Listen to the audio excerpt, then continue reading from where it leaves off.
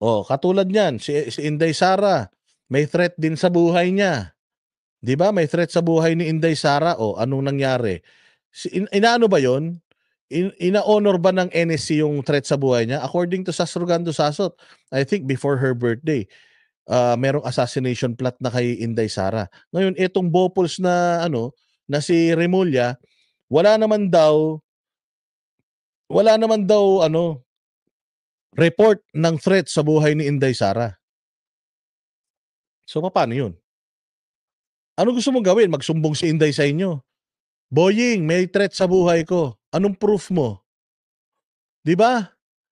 Ganun lang 'yan eh. Tangina, ano yung gusto niyo mangyari? Magre-reportan pa tayo ng mga threat sa buhay natin? Considering na Vice President 'yan, may threat sa buhay 'yan. Si Bongbong Marcos, considering na presidente 'yan, may threat sa buhay niyan. Kaya nga may mga security mga 'yan eh. Kasi high security risk. High risk sila at mataas ang security threat sa kanila. Kaya nga may VP-SPG, may PSPG, mayroong PSG. VP-SPG at saka PSG. Mga congressman nga eh, may mga PSG. Si Abante nga eh, pastor, merong PSG tuloy. Mga congressman may security, PSPG. Ito nga si Abante, may PSPG. Police Security Group. 'Di ba? So lahat 'yang mga 'yan. Lahat 'yan mga 'yan merong ano. Oh, lahat 'yang mga 'yan meron 'yan silang mga threat sa buhay. Ano sinasabi ng DOJ walang threat sa buhay si VP Sara? Style niyo bulok, pwede ba 'yun? Kaya in the first place merong mga security 'yan eh. O pakinggan natin 'tong balita. Sabi ni Boying wala naman daw nire-report sa kanila na threat. Tangina, kung ako ba magre-report pa ako kung gusto kong patayin si Inday? Anong klaseng pag-iisip 'yan? Considered na 'yan na merong threat sa buhay niyan, VP 'yan eh. Pakaengot nyo. Vice President Sara Duterte ang tugon ni Pangulong Bongbong Marcos sa kanyang mga birada kamakailan. Si MJ Mondihar sa report live mula sa Kamara. MJ, magandang gabi sa iyo.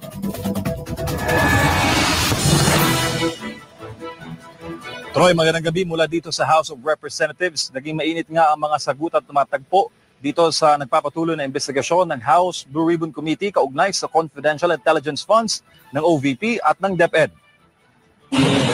Kasi hindi ko rin palalampasin yung ginagawa nila sa akin.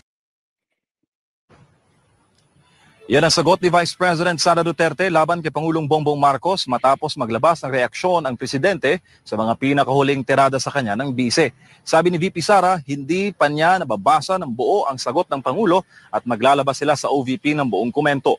Bukas naman siya sa subpoena order ng NBI matapos sabihin na may restback siya sakaling ipapapatay ito ni Pangulong Marcos Jr., First Lady Liza Marcos at Speaker Martin Romualdez. Kung babalikan, Troy, ang pahayag ng bise, malinaw na rhetorical o conditional remark ang kanyang ginawa kung mangyayari man ang assassination attempt laban sa kanya. Sa unang bahagi nitong taon, nauna nang sinabi ni VP na may balak manggurgur o pumatay sa kanya.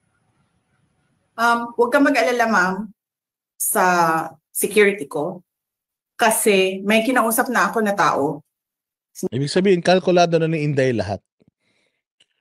She knows what's gonna happen. She knows the implications. She knows where to go. Alam na niya kung what she's gonna do sa mga susunod na panahon until 2028. She knows, alam niya na kung anong gagawin niya.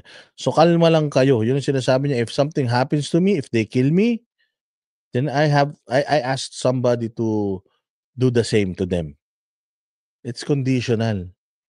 Kondisyon.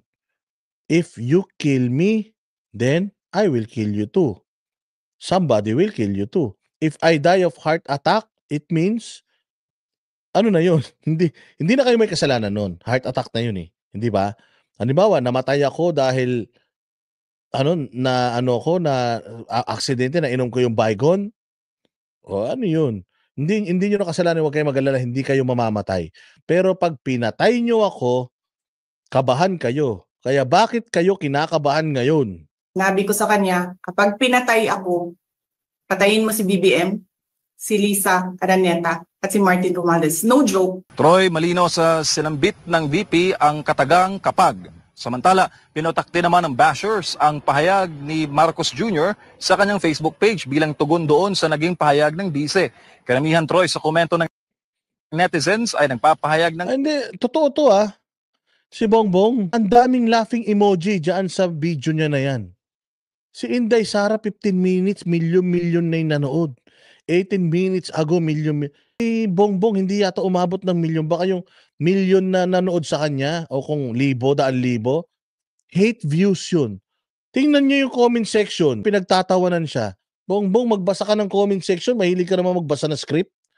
Basahin mo yung mga comment section para malaman mo kung may natutuwa pa sa kagaguhan mo. Ang galit sa punong ehekutibo.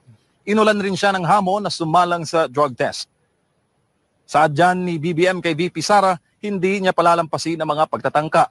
Samantala, pinuna naman ni VP Sara ang National Security Council o NSC dahil sa hindi pa... Akala kasi nila napakalakas nila, lalo na sa mga social media accounts nila, kahit yung mga vloggers nila, akala mo, makikita mo, ang dami nanonood, pero yung mga nagko-comment, mga robot.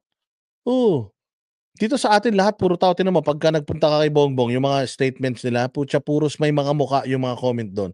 Lahat ng nagsasabi na dismayado na sila kay Marcos, may profile picture. Tao talaga. Tingnan mo, yung mga nagko-comment sa Facebook ko, yung gigil sa akin, pag-check mo, nakalock yung profile. Pag-check mo, puta cartoons yung muka. Ganyan yung mga yan. Kaya nga puta, akala nila, ang dami nilang mga engagement sa mga social media nila, akala nila, goods yun. Hindi nila alam, yung engagement na yun, at galit sa kanila yun. At kung meron man nag-like sa mga sa mga post nila, sila din yun. Yung troll farm nila, ginagamit din nila para sa positive engagements ng kanilang mga channel.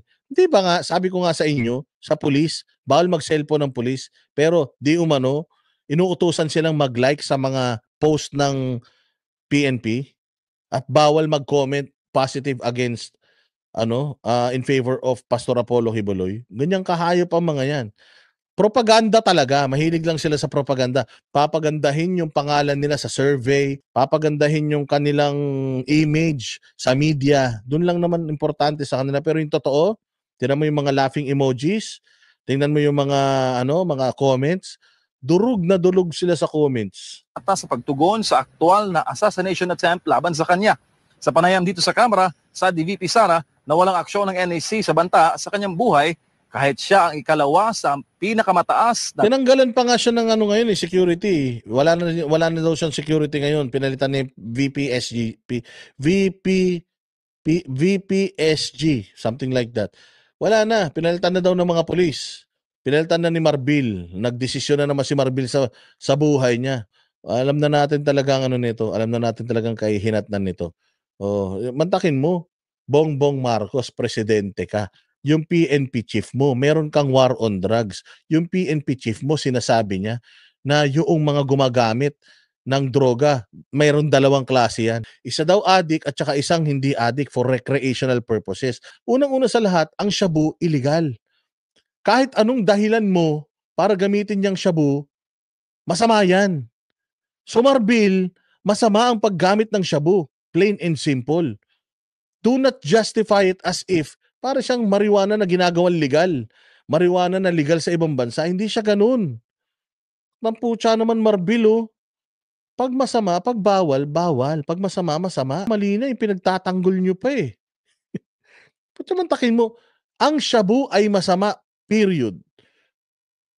Puta, lahat ng kriminal, may dahilan ba't nila ginawa yung krimen nila. May dahilan, lahat yan. Sa hirap ng buhay, kaya nagnakaw. Pinagtanggol ko lang yung sarili ko, kaya ako pinatay. Inunahan ako, kaya ko pinatay. Kalaguyo ng asawa ko, kaya ako pinatay. Ang tanong, pinatay mo? Hindi. May rason o wala, masama ang pagpatay. Makukulong ka. Ganun, Marbil, hindi yung parang wino-water down ninyo. Parang ginagawa normalize ninyo yung hindi masama ito. Ito masama, ito hindi masama. Pero parehas lang naman sila ng ginagawa. Ganyan yung administrasyon nyo. Lider ng bansa. Nag-complain ako noon, if you can remember, in the media, and then they dismissed it. Everything is well documented with documents and videos. And Nagsabi ang NSC ng national security concern ang threat sa president. Pero apparently, they really do not consider the threat to the vice president as anything of a concern.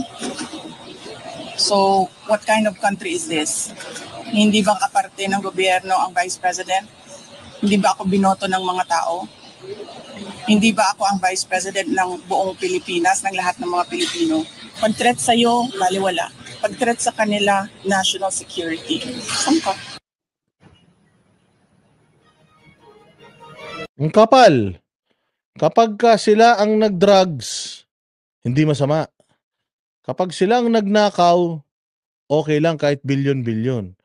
Pero kapag si Inday ang sinasabi nilang sinasagot naman yung tanong ng Congress at COA, 125 million, pagdanakaw na si Inday. Pero kapag nakikita naman natin, PhilHealth, ilang bilyon, GSIS, ilang bilyon, Maharlika Investment Funds, ilang bilyon. Ano nangyari doon? Wala, nga. Pag nanakaw nila, okay. Kapag kakalokohan nila, okay. Pag dodoroga nila, okay. Pero pag sa iba, hindi. Ang kapa. Kayo na, mga anak ng Diyos. Sa kasagsagan naman o nagdaan na sesyon sa plenary kanina na privilege speech Speaker Martin Romualdez hinggil sa naging pahayag ng bise. Nanawagan naman si Romualdez sa mga kapwa niya kongresista na suportahan siya. Sa ngayon, Troy, pinalawig pa ng Kamara sa 10 araw ang contempt order laban kay Attorney Zuleika Lopez, na Chief of Staff ng Office of the Vice President. Sa isang sit-down interview, Troy, didetalye raw ng bise ang sinasabing assassination attempt laban sa kanya. At ngayon, nagpapatuloy pa rin ang mga pagdinig dito sa mababang kapulungan, pero nauna nang umalis si Vice President Sara Duterte. Sa kasagsagan kanina ng pagdinig, ninais ni VP Sara na sumagot as head of the agency, as head of the OVP. Pero may may eksena doon kanina na hindi siya pinayagan na sumagot nga doon sa mga katanungan ng mga mababatas. Natanong rin siya sa isang ambush interview kung magsasampa ba siya ng kaso laban sa mga sinabi niyang may balak siyang patayin. Sinabi naman ni VP Sara na siya nagdadalawang isip na ito'y gawin dahil nga wala na raw siyang tiwala sa justice system ng Pilipinas. Yan ang latest dito sa House of Representatives para sa Diyos sa Pilipinas. Kung mahal, balik sa inyo sa studio. Diba? Ganun. Simple.